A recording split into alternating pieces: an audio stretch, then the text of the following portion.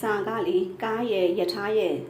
တွားလို့ရတဲ့ short trip ပေါ့နော်အဲ့လိုသဘောမျိုးလေးဆိုလို့ရှိရင်လေဘာနဲ့တွားရတာပို့သဘောကျလဲဆိုလို့ရှိရင်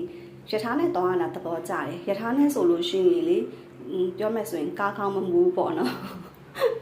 ကားဆိုလို့ရှိရင်စာကလေအငြင်းနဲ့မူးတာမဟုတ်ပေမဲ့လေတစ်ချက်ကြားလို့ရှိရင်မူးတတ်တယ်ယထာနဲ့တွားတာကြတော့လေဘဲကားပဲတွားခေါင်းမမူး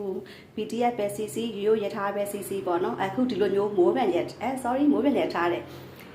ရေပေါ်ယထာပေါ့နော်ပြောပြအောင်မယ်နော်ရေပေါ်ယထာဆိုတာကတကယ်ရေပေါ်မှာပြန်သွားတဲ့ယထာမျိုးတော့မဟုတ်ဘူးပေါ့နော်တင်စားပြီးတော့လေခေါ်ပေါ်တဲ့ရေပေါ်ယထာပေါ့နော် floating train လို့ခေါ်တာလေ